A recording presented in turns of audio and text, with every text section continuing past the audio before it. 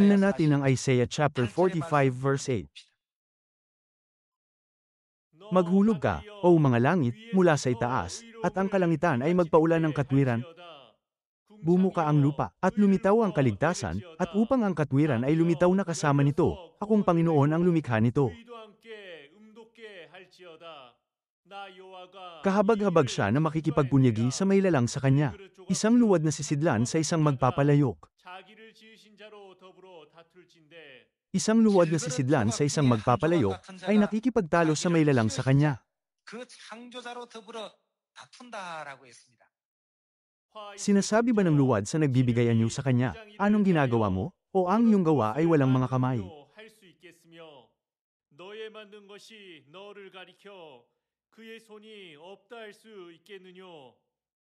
Sinasabi ba ng luwad sa magpapalayok, bakit ang iyong gawa ay kulang? Bakit napakapangit nito? Bakit hindi mo ito magawa ng mas maganda? Paanong mangangahas ang luwad na magsalita ng ganito sa magpapalayok? Ibig sabihin, ang mga luwad na sisidlan ay hindi makakapagsalita ng ganito sa may lalang sa kanila. Nais ng Diyos na malinaw at tamang naunawaan natin ang ating pag-iral at ang ating posisyon. Tingnan natin ang Isaiah chapter 29 verse 15. Kahabag-habag sila, na itinatago ng malalim ang kanilang payo sa Panginoon, at ang mga gawa ay nasa kadiliman, at kanilang sinasabi, sinong nakakakita sa atin? At sinong nakakakilala sa atin? Inyong binabaligtad ang mga bagay. Ituturing bang putik ang magpapalayok, upang sabihin ng bagay na nangyari sa gumawa sa kanya?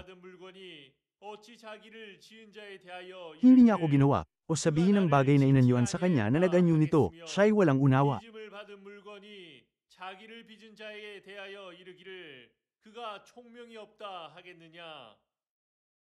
Kung wala siyang katalinuhan, paano tayo gagawin ng Diyos na matalino?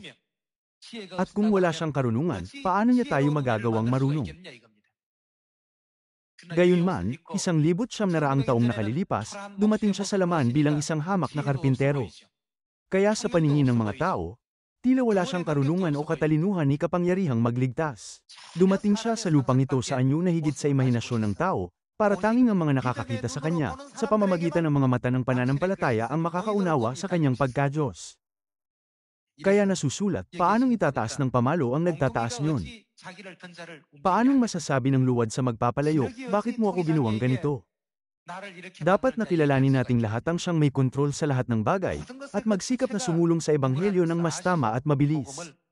Gaya ng nasusulat sa aklat ng Revelation, muli nating isipin kung sino ang espiritu at ang babaeng ikakasal, na dumating upang pagkalooban tayo ng buhay.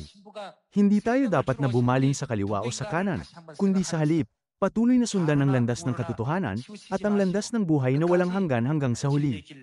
Dito, nais kong tapusin ang sermon. Maraming salamat.